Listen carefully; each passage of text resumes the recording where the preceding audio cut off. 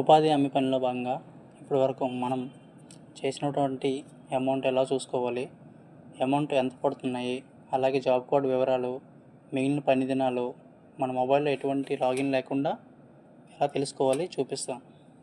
ఈ video first నుంచి last వరకు చూడండి ఫ్రెండ్స్. అలాగే మన ఛానల్ ఫస్ట్ టైం చూసినట్లయితే సబ్స్క్రైబ్ చేయడం మాత్రం మర్చిపోకండి. అలాగే బెల్ ఐకాన్ క్లిక్ చేయండి.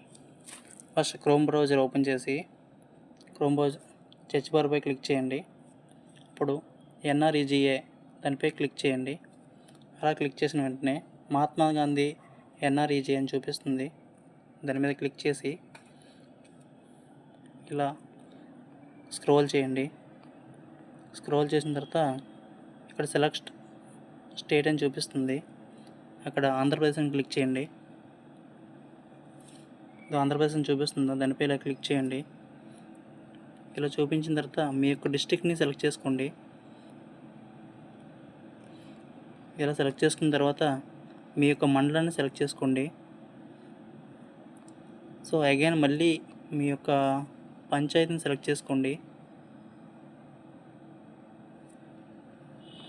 పంచాయతీ సెలెక్ట్ చేసుకున్న తర్వాత first R1 job card registration ఉందా, అందులో 4th option job card employment registration ఉందా, దానిపైన క్లిక్ చేయండి. ఇలా క్లిక్ చేసిన వెంటనే మీ యొక్క మన పంచాయతీలో ఉన్న అందరి యొక్క జాబ్ కార్డులు కూడా చూపిస్తుంది. సో ఫస్ట్ ఇలా చూడండి, ఇలా చూపిస్తున్నాను. ఇలా క్లిక్ చేయండి. దీనిపైన ఇలా క్లిక్ చేసిన తర్వాత ఇదిగో ఇలా చూపిస్తుంది చూడండి. ఇలా చూపించిన తర్వాత వారి యొక్క పని దినాలు, ఏ బ్యాంక్ అకౌంట్కి లింక్ అయింది ఇలా చూపిస్తుంది. అలాగే స్క్రోల్ చేయండి. ఇలాగ స్క్రోల్ చేసిన తర్వాత లాస్ట్ వన్కి వెళ్ళండి. లాస్ట్ వన్కి వెళ్ళిన తర్వాత మీ యొక్క నేము, ఏ తేదీ నుంచి ఏ తేదీ వరకు ఎన్ని రోజులు పనిచేశారు, అలాగే అమౌంట్ ఎంత పడింది, క్రెడిట్ అయింది, ఇలాగ స్క్రోల్ చేస్తే మొత్తం చూపిస్తుంది. సో ఇంకా అదర్వైజ్ ఇంకేమైనా కావాలి, మీ యొక్క జాబ్ కార్డ్ నెంబరు, మీ యొక్క ఏ బ్యాంక్లో డబ్బులు పడ్డాయి ఆ విధంగా తెలుసుకోవాలనుకుంటే ఇక్కడ మీ నేమ్ కనిపిస్తుందా, ఆ నేమ్కి ఇలాగ స్క్రోల్ చేసి ఈ పక్క వైపు వెళ్ళండి. ఇక్కడ 4 డిజిట్ నెంబర్ చూపిస్తుంది కదా, 4638, దానిపై ఇలా క్లిక్ చేయండి.